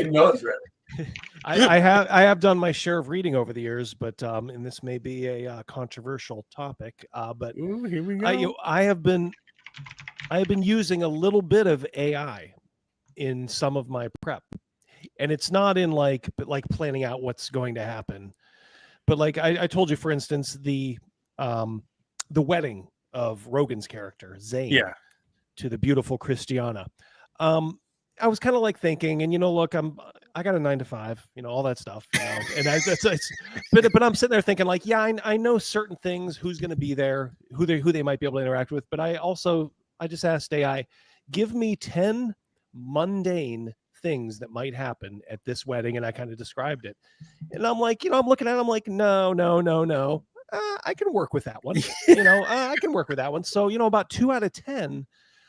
Don't discount it. You never want to be like rely on it, but think of it as like a prompt for your mind. Like, oh, I can run with that person that they're talking about here. That can be this character, I'm picturing your coworkers looking over and what are you doing? Oh, I'm writing some wedding vows. Yeah. Exactly. But I found it honestly to be a little bit of a help. Like I said, you don't want it to be a crutch. You don't ever want to rely on it. But for little things here and there, I think it's a good tool. I had an idea recently for using AI in D&D, and I know a lot of the people that first started playing with it wanted to use it as their DM for solo play. And I was like, what if you flipped it? What if you got one of these agent programs where you could have multiple instances and you used it as your chance to practice being a DM and let each of the different AI characters be your players? Chances are it's going to be, because they're not going to do anything wild and crazy, right? Like the thing that I've noticed about AI is it's like the average of the mean of the median of the middle of the pack, right? And so it's like, if you just want to get book control and learn, but I don't know all the tech that it would take to get 5 of them talking to each other and responding to you. So maybe that's be beyond me. Too. Yeah, that'd be beyond me. So yeah, for little things like that. Yeah. If you guys don't mind, when we talked about players running domains, I do have a answer for those guys. Do it.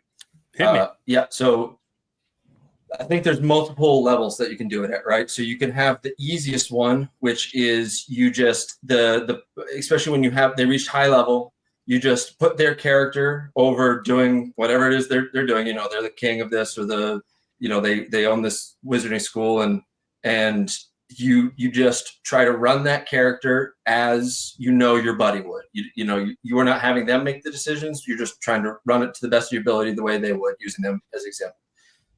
Then there's the second level, which is whenever the players go near it, or you know that they're going to be going near them, you call them up and you'd be like, hey, the players are coming by you. Is there anything you want to do?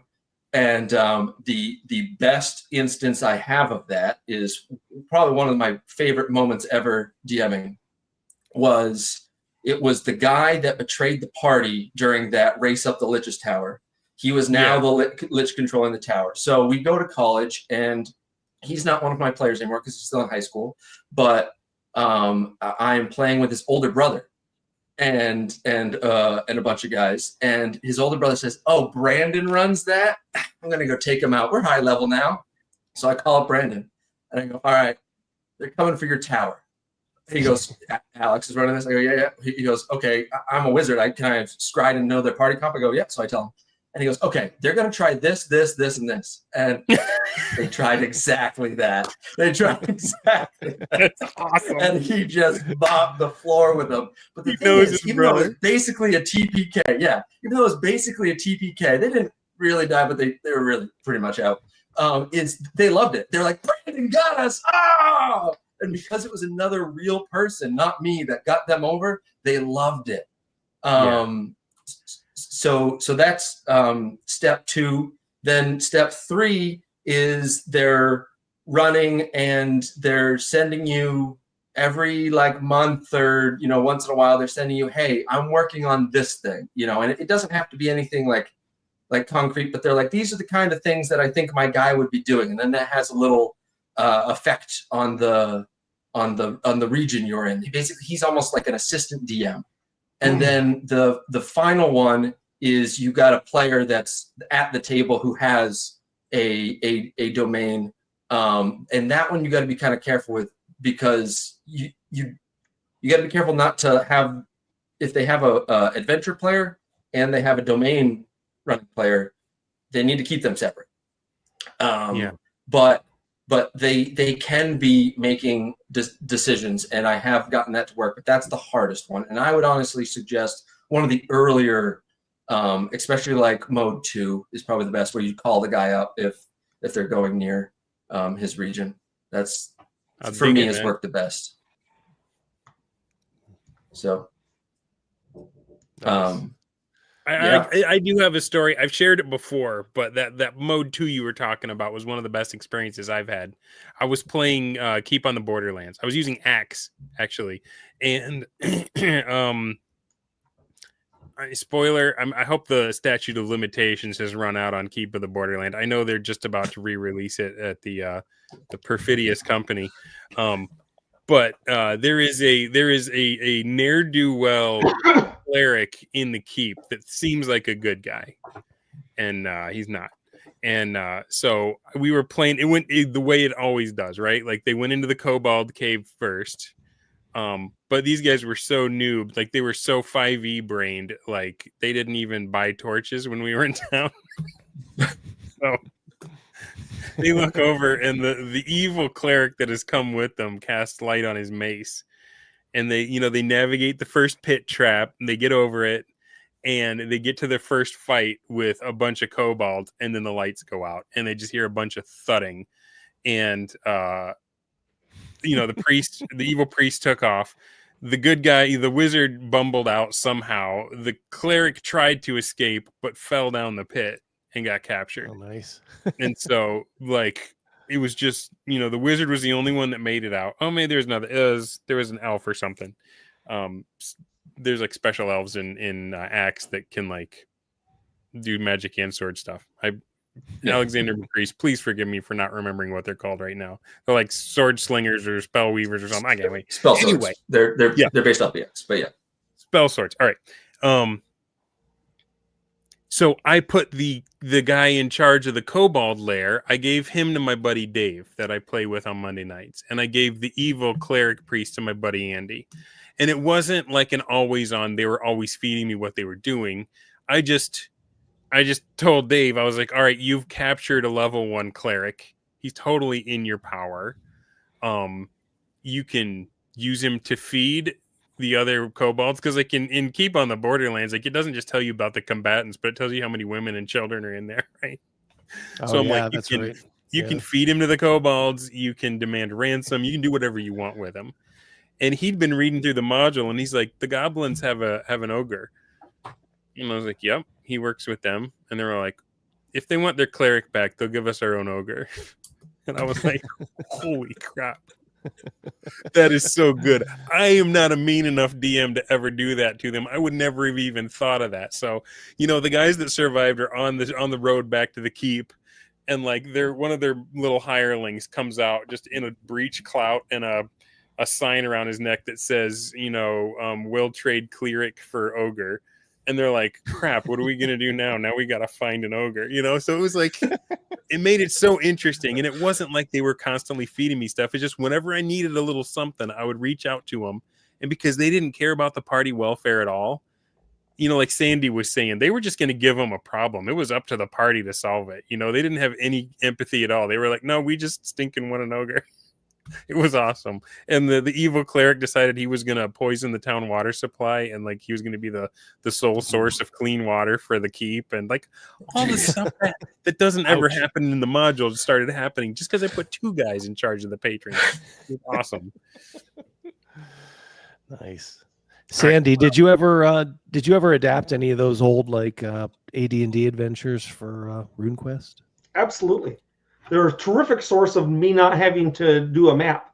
And then I look at the monsters. Yep. I mean, some of the things were so D&D-ish, I couldn't use them. But then I could usually replace them with something that was RuneQuest-ish that was going to be cool for my players. I do this all the time. In fact, my granddaughter in her teens has begged me to take over her fantasy campaign, one of her fantasy campaigns, and play with her friends because she was nervous about it. So I'm playing with a bunch of like teenagers, which makes me sound creepier than I am.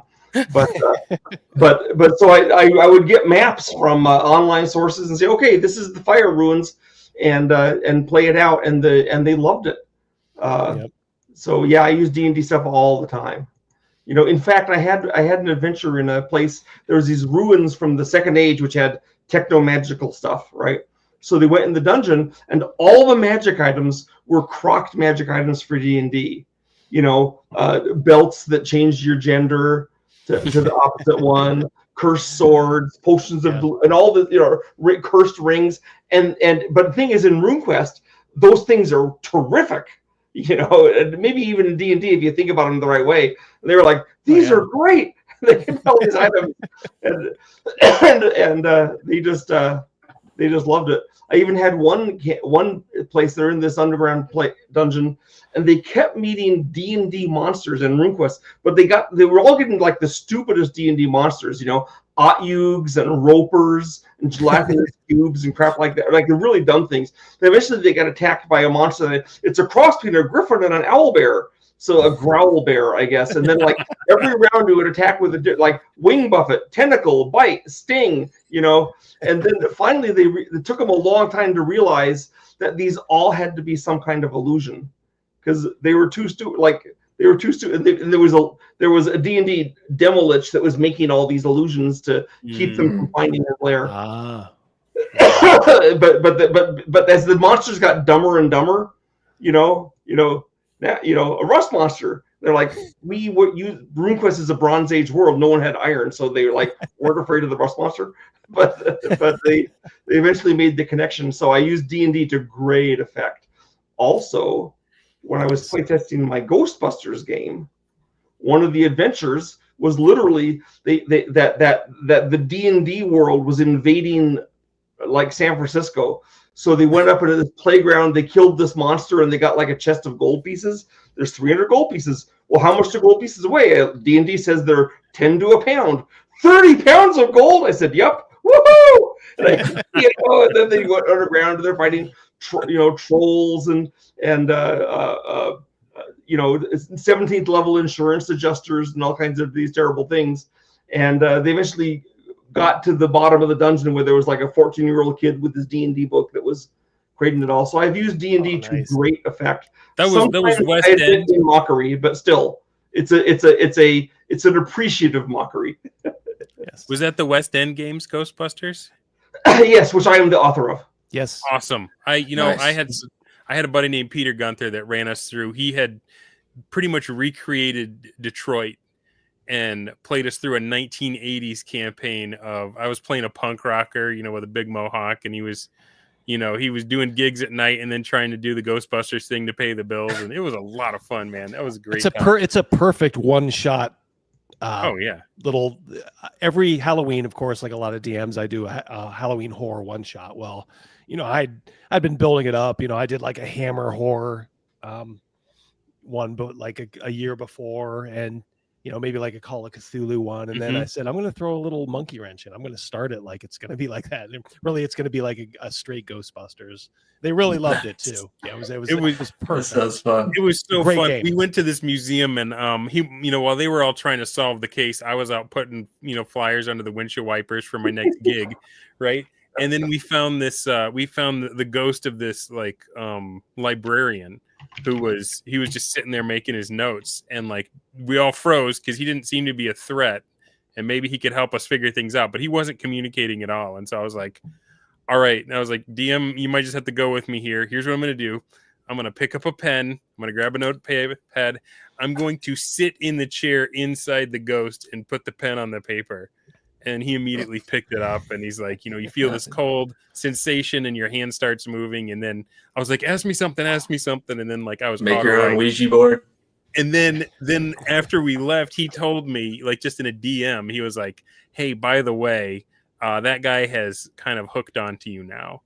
And so like I started dropping little hints, like instead of rock music, he was like listening to classical, and like, you know how like punks would have the black leather jacket and they would sew patches on. He's like sewing patches of tweed on his jacket, just stupid stuff like that. It was so much fun. Rock on, Sandy, for writing that game. That was a lot of fun, man.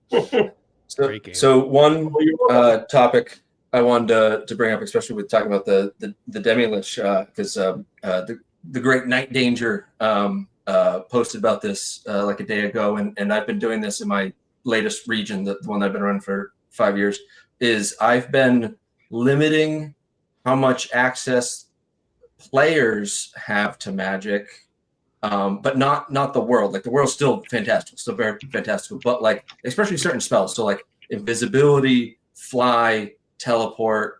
Some of these spells, I've found that if you just make them way harder to get or higher level, it really helps keep your campaign going longer. I was wondering what you guys thought about that idea. If you think, that hasn't really worked for me, or I did a video a while ago that I have banned the fly spell from all. Nice. It's just it is the most genre breaking, like mood breaking spell. Like you're supposed to have this Western medieval, fantasy world, and you look up and you see guys like the greatest American hero, like flying up just there. superheroes. Yeah, I just said that's not going to happen anymore. Now I will allow Featherfall. I will allow teleport, because to me that fits in with high fantasy, Magic tropes. But I don't know fly and invisibility. I guess I will allow, but I am not a big fan of, because it becomes a crutch after a while.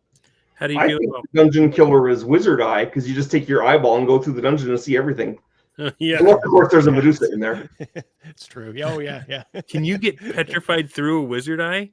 Oh, that's awesome. Any game master that wouldn't petrify you through a Wizard Eye isn't worth his salt. Yeah. That's absolutely what you do. I want to hear because you're committed to the genre. I want to hear what Double D thinks of monks. Can you punch a dragon? Monks. That's a vexed question. I love the way like Greg Gillespie does monks, and if I had seen Dragon Slayer, before, he has Western European monks. Okay. Believe it or not, I have expanded, Cyrilia, where at one point the players kind of went across the ocean. They encountered, I guess, what would be a stand-in for Africa, and also a stand-in, for the Orient, for lack of a better word. In fact, one of my characters, or one of the players in the group right now, is from the land of, the made-up land in that world of Xi'an, which is Asian. In fact, he's huge into he's like, I want to bring my martial arts to, the city. And I'm like, okay. And I'm allowing him to do that. But I also, remind him that he is a stranger in a strange land. Like when these people see him, they're like, "Where are you from?" Like This I haven't is High seen Noon, somebody and you're like Jackie you. Chan. Exactly. Yeah, he leans into that too. So I do allow it. I don't have a problem necessarily with that.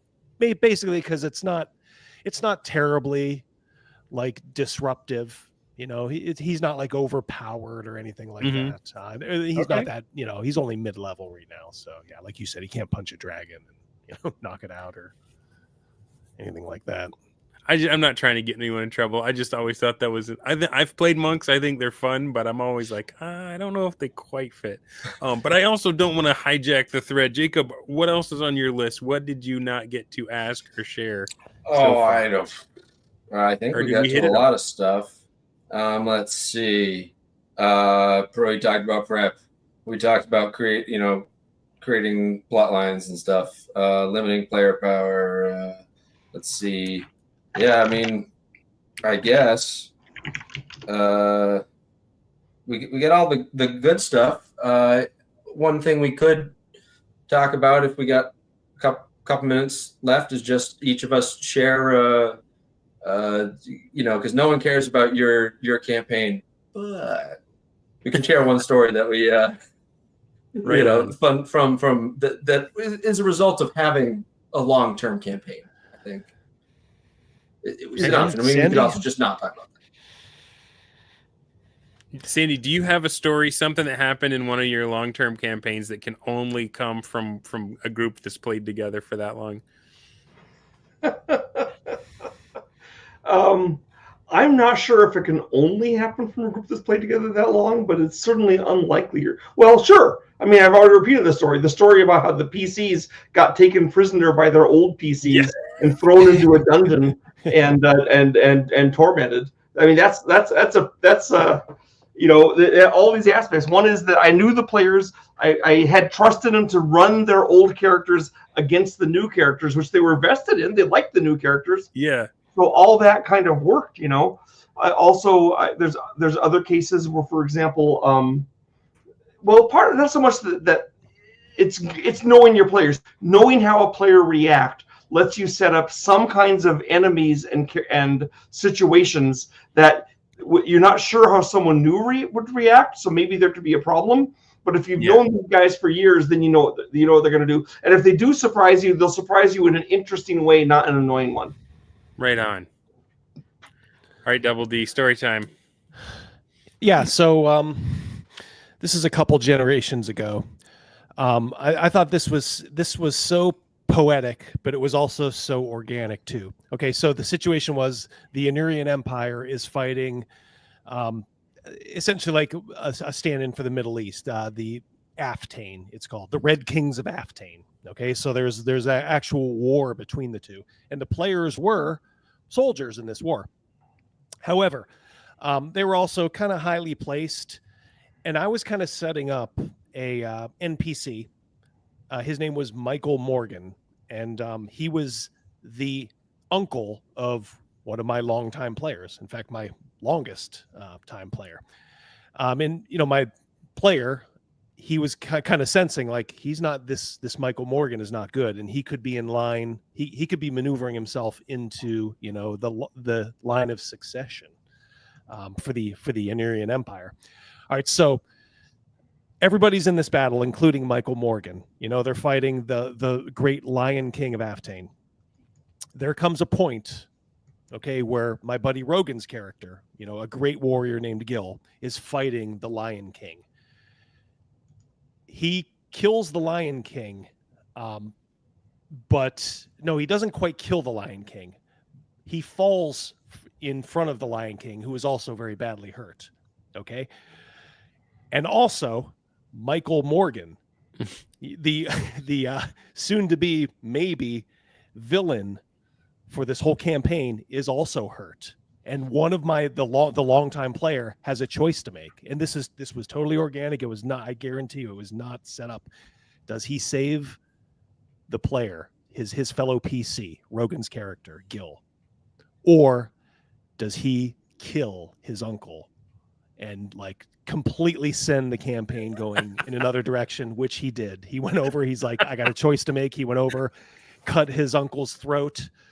Oh I'm just man. like, okay. And I rolled, and I'm like, I'm sorry, but Rogan, your character Gil is dead. He bled out on the battlefield, but he could have been saved. And it's set up so many things that happen. Sophie's after. choice. Yeah, exactly. And it's just, those are the kind when you leave the session, you're like smiling, like, damn. Yeah. That was something. Yeah. Right on. All right. How about it, Jacob? You brought the question up. Did you have a story in mind when you wrote that? Oh crap! No, but that was my bad. Okay, so you know what? There's one, but it's not as interesting. So the one that first came to head was just how a player over 2 years collected magic items and eventually performed a rock concert projected off the moon. But that's not super awesome. exciting. I mean, it's cool, but awesome. the story itself isn't dynamic. So what I will instead tell is of my Saturday session, because it was awesome. So we ran Surterstein connected to the Deities and Decrees. Right on, and right on. So it was because I had 8 weeks of people giving out orders in the domain, and there's the 5 dragons. They each have their own armies. Well, I took the 5 generals of those 5 armies, and I handed them each to a player. And then the 6th player got the Duke, who's a neutral entity. And the Surtur had, because the Deities and Decrees had broken through into my campaign setting and had some fire giants and a bunch of army of Azer and a couple of red dragons. And he was going after one of the, basically a MacGuffin stone. He was going after, could grant you a wish. And because he needed that in order to actually become physically manifest, or else he'd just get dispersed back to the Nexus. And so I gave the players, I bring them all over for Saturday, and I give them all these mortal enemies. But they need to stop Surtur because otherwise he's got to lay down the beatdown. So they banded together.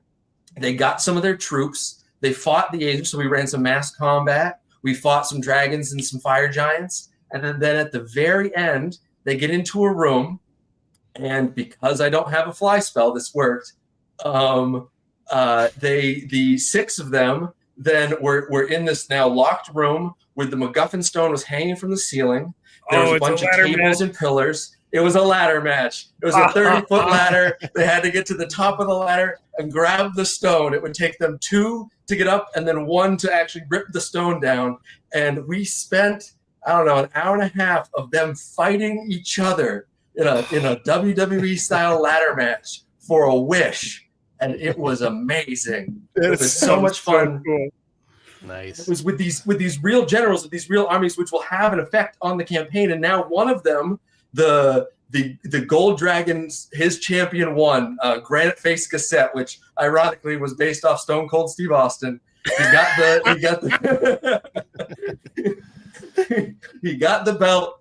He won the wish, and that will have actual repercussions on the campaign. And so we had, but that was, not only was there the 6 players at the table, but there was the 6 players that ran the Dragons' armies who had missions for them. So there was 12 players involved in this event. It was a lot of fun. That sounds epic. If you guys don't know what Deities and Decrees is, I have a video on it. It's a thing Gelatinous Rube and I got up to, where we're basically going through the deities and demigods, and we're putting a poll on X, and then people vote for which god is going to invade the realms now, and then we do a quick write-up, and then it's up to you if you want to use that god, and if you interact with them, they are handing out wishes. So I love hearing stories about how that's been impacting other campaigns and stuff. Double D, did we get to all? I know you wrote down some stuff that you wanted to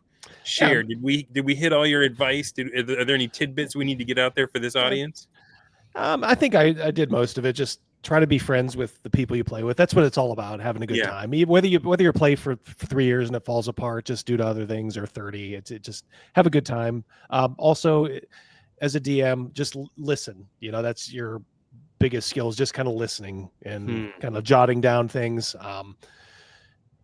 the best DMs aren't the ones that, have the flowery prose and, can deliver. Although, I've seen good DMs that can do that, but just listen and take heed of what they're saying. And I've found that works best for me, because sometimes I got news for you. Sometimes your players have better ideas than you do. Right. If you're really good at working things in seamlessly, you can just kind of go with the flow and be like, yeah, you know what? That's okay. It's like jazz. I like that. Yeah. All right. Well, we're coming right up on the 2-hour mark. I wanted to make sure and give each of you a chance to share if people want more Sandy in their life, if they need 2 more D's going on, if they need some more what Jacob's got to offer, how can they follow you? How can they support you? Let's start with Jacob, and then we'll work around to Sandy with Double D in the middle. So go ahead, Jacob.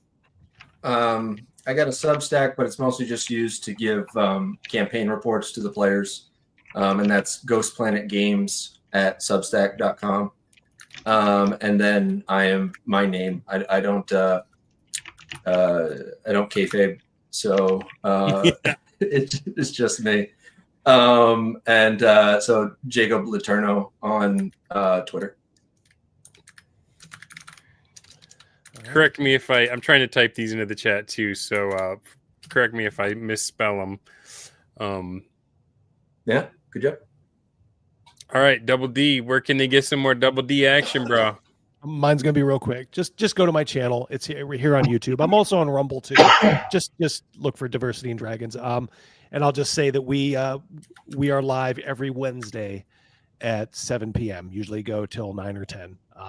Always a good time. We talk games. We also talk, lunatic, cultural stuff too. Try to have a good time. So that's all. Right on. All right, Sandy, I'm gonna throw your Patreon into the chat again as well. Yeah, look for me. Look for Sandy of Cthulhu on YouTube, on X, on Patreon. If you want to support me, you can subscribe to him. I have a YouTube channel where I post something every week. Patreon also gets something every week. X gets multiple things a day, as you guys are probably well aware. But yeah, that's the stuff. Also, soon I will have my online store open again, which is Petersen Games. Nice. And it will have a bunch of cool stuff to get. I, in fact, have an entire game in China, fully printed and like shrink wrapped and packed, ready to ship, that I'm currently, I have the money to ship it. Well, I have the money from a friend. Actually, one of the guys in my long-running campaign is funding it. And so soon that will be here, and it'll be a brand new Sandy Petersen game. Is that the sci-fi one you referenced earlier in the episode, or Hyperspace? Hyperspace. Well, it's a Hyperspace board game. I'm currently working on the Hyperspace role-play game, which is set in the same universe. Okay. You want to just give it a quick plug? Sure. Hyperspace is a multiplayer strategy game, highly asymmetrical, based a little bit on the concept that Lovecraft's monsters are actually aliens, so they're in space. So in the Hyperspace board game, and actually the role-playing game, a certain percentage of the aliens are Lovecraft creatures, and they're pretty much all bad, right? Yeah.